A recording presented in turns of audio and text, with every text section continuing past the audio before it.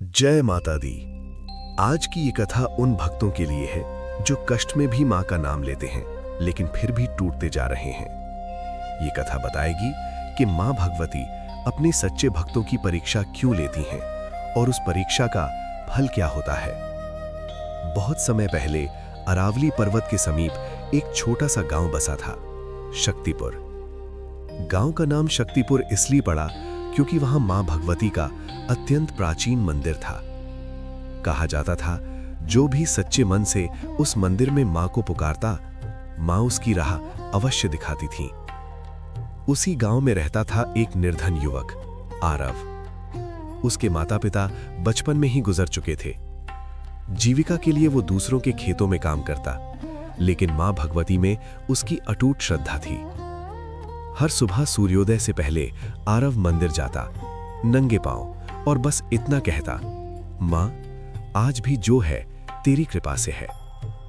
एक वर्ष अचानक भयंकर अकाल पड़ा। खेत सूख गए, काम बंद हो गया और गांव में भूख फैलने लगी। लोगों ने मां से शिकायत करनी शुरू कर दी। किसी ने पूजा छोड़ दी, किसी ने मंदिर जाना बंद कर दिया। लेकिन आरव हर दिन पहले की तरह मंदिर जाता रहा। एक दिन भूख से बेहाल होकर उसकी आवाज भर्रा गई। उसने मां से कहा, मां, अगर ये परीक्षा है तो मुझे सहने की शक्ति देना। उसी रात मां भगवती ने आरव की परीक्षा लेनी शुरू की। अगली सुबह मंदिर का द्वार अपने आप बंद मिला। लोग घबरा गए, पुजारी भी स्तब्ध रह गया। 3 दिन बीत गए, मंदिर नहीं खुला। अकाल और भय दोनों बढ़ते गए। चौथे दिन आरव मंदिर के सामने बैठ गया। उसने कहा, मां, अगर तू भीतर है तो मैं यहीं बैठा रहूंगा। दिन ढल गया, रात हो गई, आरव वहीं बैठा रहा। अचानक मंदिर के भीतर से एक दिव्य प्रकाश फूटा। द्वार अपने आप खुल गया। लोग दौड़ पड़े। मां भगवती की प्रतिमा अद्भुत तेज से प्रकाशित थी। और तभी मां की वाणी गूंजी, जो संकट में भी मुझे दोष नहीं देता वही मेरा सच्चा भक्त है।